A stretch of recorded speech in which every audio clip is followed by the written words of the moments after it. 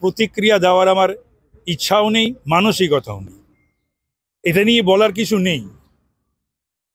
কিন্তু আমি দেখলাম সকল বিরোধী দলের, ঘটনাটা তো পার্লামেন্টে ঘটেছে এবং এটা একেবারে একটা সাংঘাতিক সিকিউরিটি ল্যাপসের ব্যাপার। সেখানে আমাদের দল সহ সকল বিরোধী দল যখন মাননীয় প্রধানমন্ত্রী এবং মাননীয় স্বরাষ্ট্রমন্ত্রী বিবৃতি দাবি করছে সদনে, তখন আমাদের এই বঙ্গ বিজেপি, সুকান্ত থেকে শুভেন্দু, দিলীপ ঘোষ থেকে লকেট, তারা বং কানেকশন বা একটি ছবি নিয়ে কথা তুলেছে।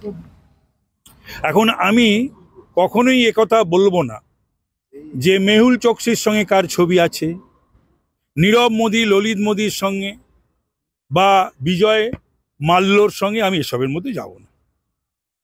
আমি এটাও বলতে চাই না যে 90 থেকে 20 সাল পর্যন্ত এই 30 বছরে শুভেন্দুর সঙ্গে তো আমার 300-র ওপর ছবি আছে। কি বলবে সেটা শুভেন্দু?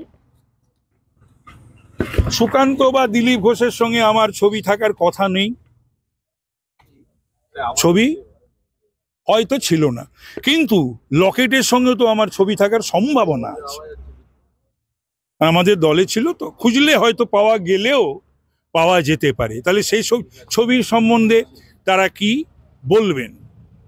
বিষয়টা হলো এই যে প্রধানমন্ত্রীও বারবার বলেছেন তার বরিষ্ঠ মন্ত্রীদের বা তার দলের লোকদের, এবং তিনি বিরোধীদের কাছেও আহ্বান জানিয়েছেন যে বিষয়টা অত্যন্ত গুরুত্বপূর্ণ এবং গম্ভীর বিষয়।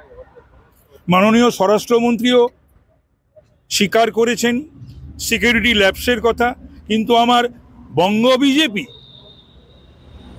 বিজেপির বং কানেকশন রয়েছে, এটাতে তারা মহীশূরের এমপির কানেকশন দেখতে পায় না, ইউপির লখনৌর জুতো তৈরির কানেকশন দেখতে পারে না, রাজস্থানে পালিয়ে যাওয়া, এখানে আশ্রয় দেওয়ার সেসব কানেকশন তারা দেখতে পায় না। আবার যুব কানেকশন, আমি একটু খোঁজ খবর নিলাম, আমি দ্ব্যর্থহীন ভাষায় বলতে চাই, আমি নামে চেহারায় ওই ব্যক্তিটিকে জানি না, চিনি না। ওরা যদি তুলে ধরে বা জানায় তখন তো আমি নিশ্চয়ই সাবস্ট্যান্সিয়েট করতে পারে, তখন আমি স্বীকার করব বা বলবো। কিন্তু আমি অনেককে জিজ্ঞাসা করলাম যে যুব কংগ্রেসের সঙ্গে, মানে তৃণমূল যুব কংগ্রেসের সঙ্গে কি কোনো সম্পর্ক, যদিও আমি তো দীর্ঘ বহুদিন আগে ছাত্র যুব এটাকে আমি পেরিয়ে এসেছি। আমি শুনলাম যে সে তো নেই, তবে আমাদের তৃণমূল যুব কংগ্রেসের সভাপতি দীর্ঘদিন শুভেন্দু অধিকারী ছিল।